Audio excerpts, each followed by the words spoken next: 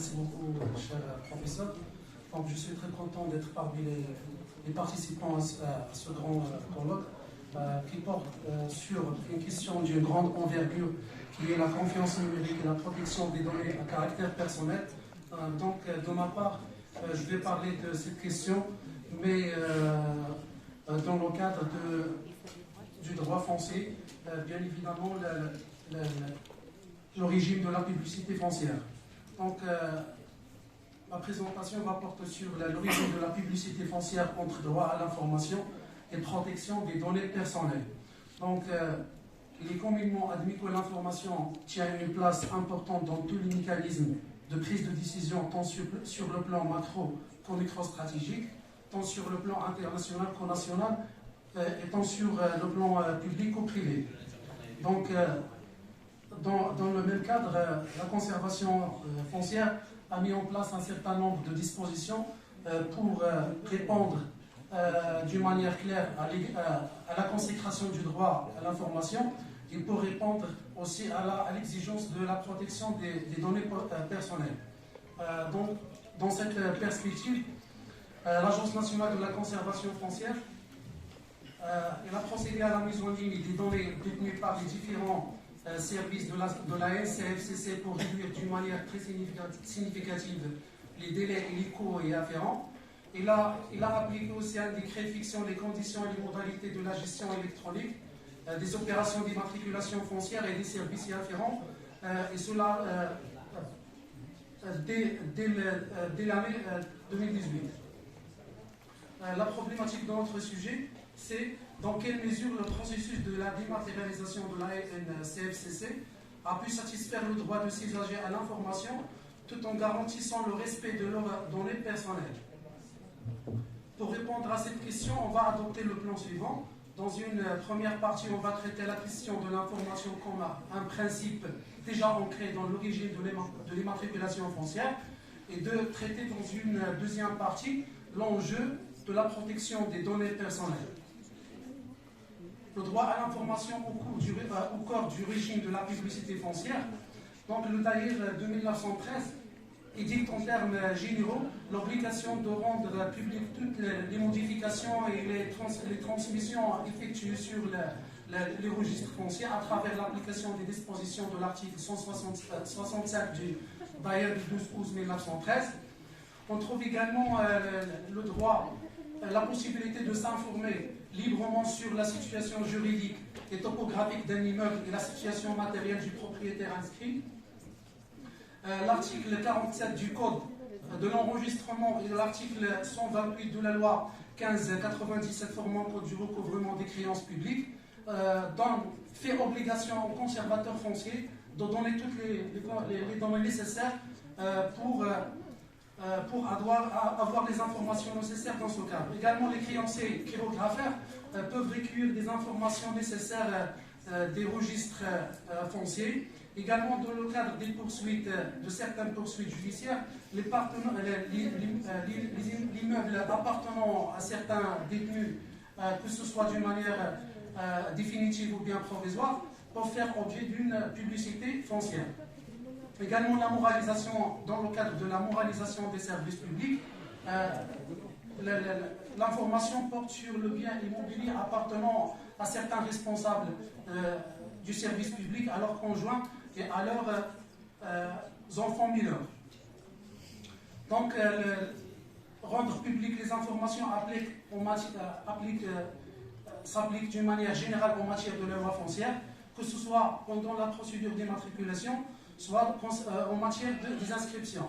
En matière de la procédure d'immatriculation, le droit à l'information est public depuis la publication officielle et par l'affichage en divers lieux d'un extrait de la lettre d'acquisition jusqu'au bornage de la propriété immobilière. En matière des inscriptions, ce principe découle essentiellement de l'effet constitutif des inscriptions à travers l'application de l'article 66 et l'article 67 du DAIR de 12 août 1913. Également, l'article 2 de la loi 3908 du Code des droits réels, relatif plus précisément à la garantie des droits réservés à l'égard des tiers, et également l'article 13 de la même loi, selon lequel les actions tendant à revendiquer un immeuble immatriculé ou à faire tomber un acte constitutif ou modificatif d'un droit réel le produisent effet à l'égard des tiers qu'au du jour où ils ont fait l'objet d'une présentation inscrite sur le titre foncier. D'après tout ce qui précède, le droit à l'information est un principe intrinsèque au régime de l'immatriculation foncière. Déjà, la question de l'information foncière, elle est d'une manière intrinsèque une question qui est économique et politique. Donc, dans la deuxième partie, on va voir comment le droit à l'information est consacré à l'ère de la numérisation. La NCFCC, qui chapeaute un grand chantier de réforme, place la digitalisation de l'information au cœur de ces grandes réformes. Cette orientation s'est confirmée ces dernières années par l'adoption de la loi 31/13 sur le droit à l'information, par le décret du 14 juillet 2014 relatif aux formalités de l'immatriculation et par le décret de 10 décembre 2018 fixant les conditions et les modalités de la gestion électronique des opérations foncières. Donc, parmi les meilleurs moyens de la numérisation de la conservation foncière, on trouve le courrier électronique.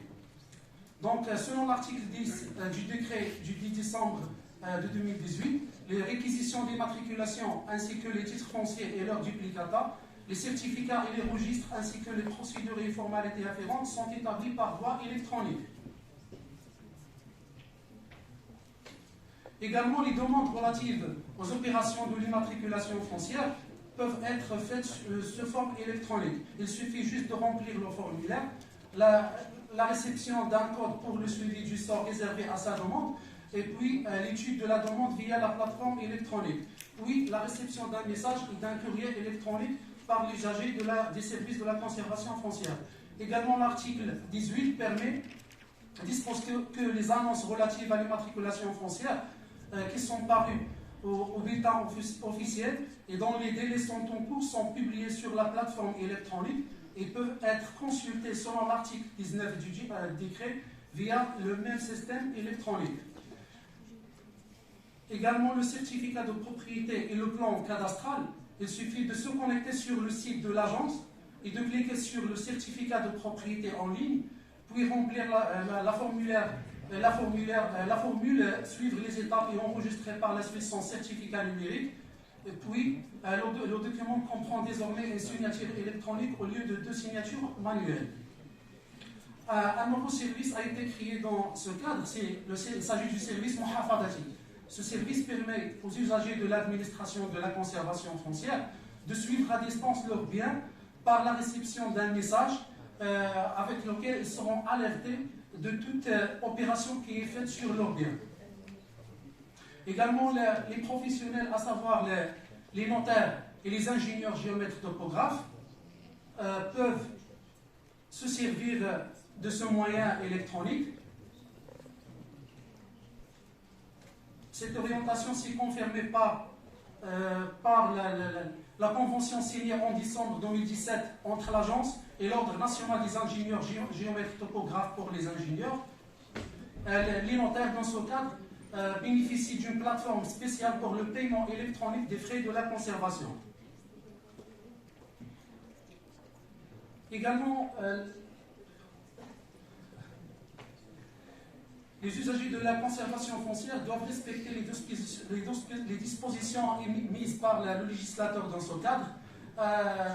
Le législateur a permis aux conservateurs de la propriété foncière d'exercer un contrôle assez strict sur l'utilisation de ces services. Mais l'enjeu principal de cette réforme, c'est la protection des données à caractère personnel. Donc on va voir comment le législateur a essayé de respecter la protection des biens ou bien des données personnelles. Il s'agit de l'adoption de certaines mesures. La première, c'est l'inclusion de la mention bien délicée sur le dossier de la conservation foncière pour bien protéger les biens appartenant à des personnes qui sont étrangères, qui sont résidées au Maroc et qui en sont partis.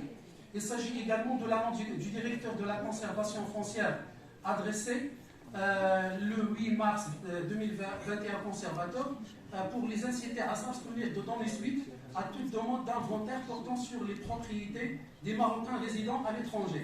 Également, il a procédé à la numérisation de quelques services pour établir la balance entre la protection des données à caractère personnel.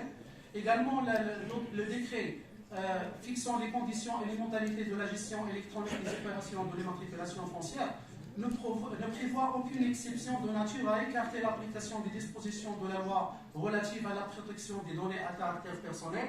Il y a également la génération des codes temporaires aléatoires par cryptage des identifiants des utilisateurs. Les notaires sont censés avoir signé un engagement précisant les principales conditions d'accès. Il y a également la réglementation en 2014 de la procédure d'inventorier le patrimoine immobilier des tiers. Également, l'alinéa 2 de l'article 27 du décret du 14 juillet 2014 relatif aux formalités de l'immatriculation foncière dispose dans ce cadre que, à défaut de production des références foncières, les renseignements précités ne peuvent être communiqués qu'ensuite d'une demande assortie d'une ordonnance judiciaire. En termes de conclusion, il faut souligner que la LCFCC a réalisé un saut qualitatif dans le volet de la dématérialisation de ce service. Nous espérons que ce saut numérique pourra marquer son extension au profit des autres professionnels, à savoir les adultes, les avocats, les huissiers de justice, les promoteurs immobiliers, dans l'horizon toujours de démocratiser l'expérience digitale avec les usagers grand public de l'agence.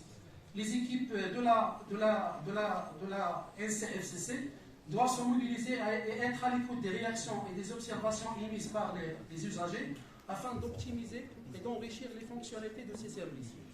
Ainsi, ma présentation a pris fin. Merci beaucoup pour votre attention. Merci pour cette intervention importante. Donc, une autre intervention qui traite un sujet spécial dans le cadre de la protection des données à caractère personnel.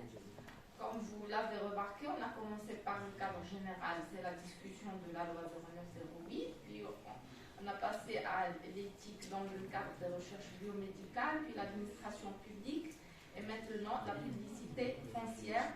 Donc, et on va entamer une autre intervention, donc en arabe.